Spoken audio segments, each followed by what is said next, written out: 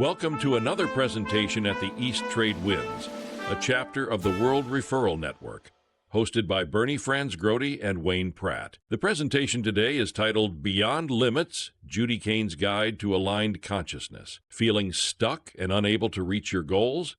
Judy, the founder of Aligned Consciousness, helps individuals and business owners transform limiting beliefs that hold them back, ensuring their subconscious aligns with their conscious goals for lasting success. As a dynamic speaker and workshop host, Judy shares her expertise at group sessions, conferences, retreats, and podcasts, empowering people to unlock their potential. A native of Richmond, Virginia, and a devoted rescuer of cats and dogs, she is also the author of Your Four Truths: How Beliefs Impact Your Life, which explores how beliefs shape decisions and outcomes. Watch the video to learn how Judy can help you or your clients break free and achieve your goals. I help people take out their head trash, right? And I've been doing this since 2011. So I'm going to talk a little bit about subconscious beliefs. And the first thing I'm going to tell you is like where they come from and why you care. And then I'm going to tell you a little bit about some clues about how you can tell if some of them are impacting you in an unfavorable way. And then something you can do about it yourself at home if there's something that's bothering you. Subconscious beliefs, we come into this world like little sponges. And for the first 7 years, we're just absorbing what the rules of engagement are wherever we happen to land. And this is when we're getting these subconscious beliefs, they are really forming our default system. 95% of our behavior is influenced by the beliefs we have in our subconscious.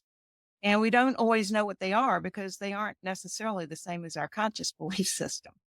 But they are the way we interpret events in our world, other people in our world, and actually our opinion of ourselves. So they're really important. You want them to be supporting your conscious goals.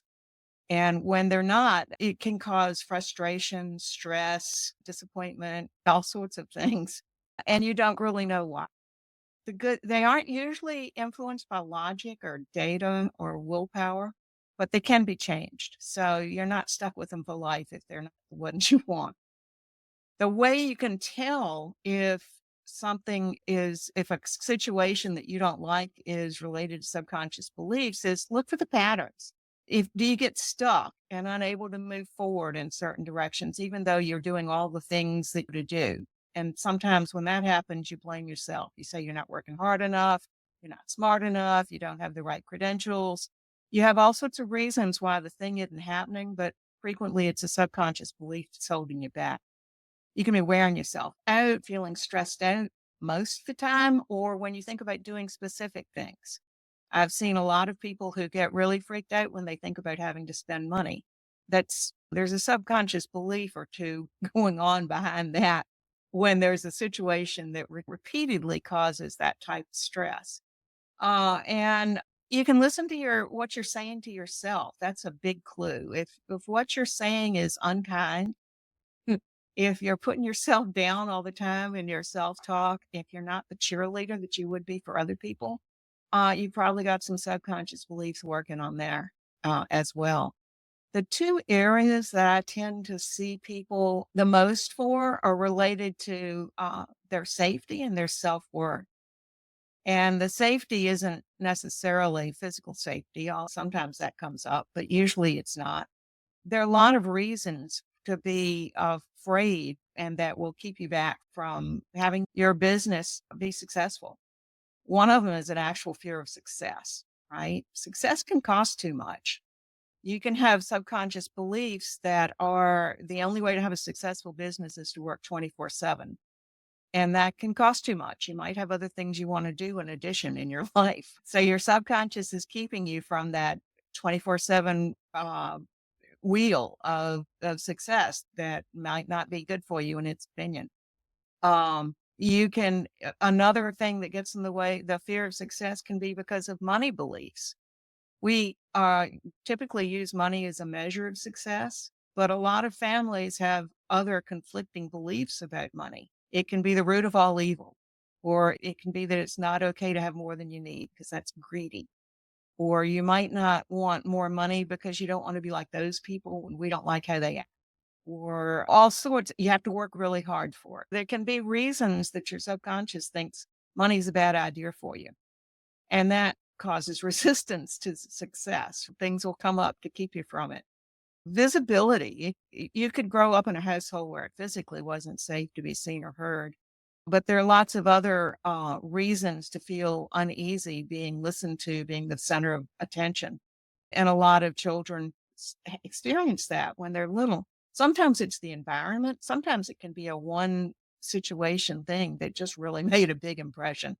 But if you are uncomfortable being seen or heard, that's not going to help your business. And then the scarcity mentality can also lead to fear. The money fears of, and if you don't think you've got enough, no amount that you get is going to be enough, right? Because you're always going to worry about running out. But it's not just money.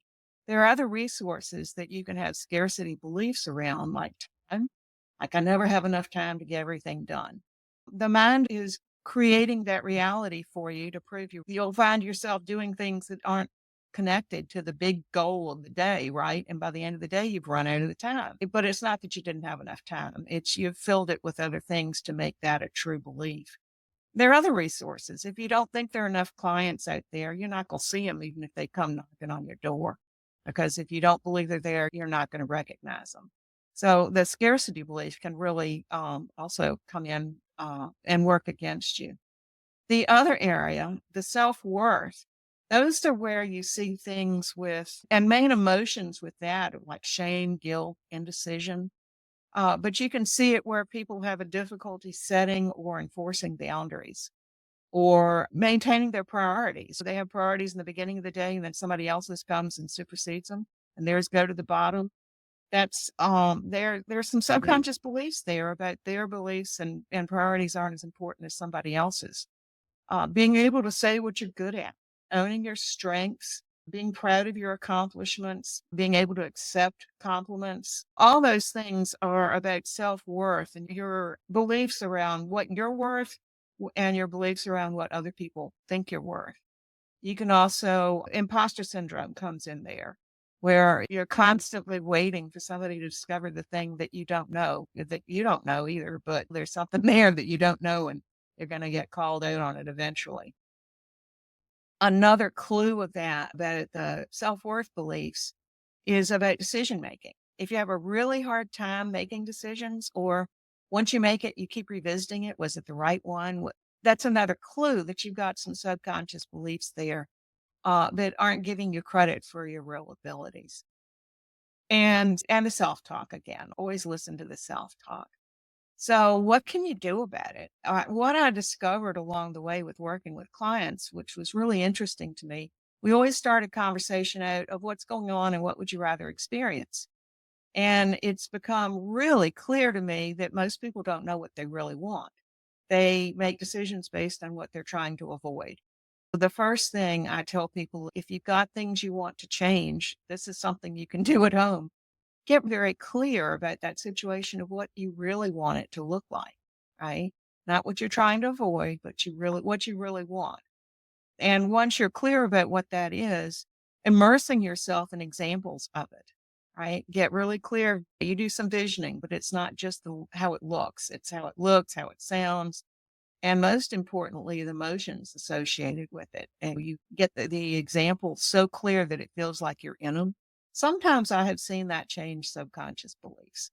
It's a very good way to start in any event. And it gives you, you're here at A and you want to go to B. So you can develop some other steps that might be practical that might also help along the way. And finally, if none of those work and it's something you still want to change, there are people out there in the world that can help you change those beliefs. There are lots of ways to do it. I have my own way, but there are lots of different ways and lots of different people. So I would recommend that you not just live with it and think that's just the way it's got to be. Everybody should have the option to live their best life. This is a really short presentation, but I'm always happy to talk with people if they want to know more about it. Unlock the full potential of networking with East Trade Winds. Are you eager to connect with our esteemed guest speaker and delve deeper into the ever-expanding universe of connections?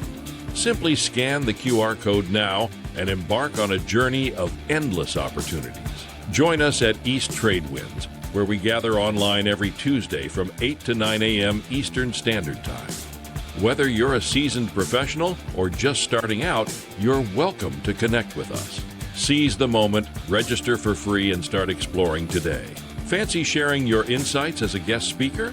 We're looking for you. Reach out to Wayne Pratt to ignite your speaking journey.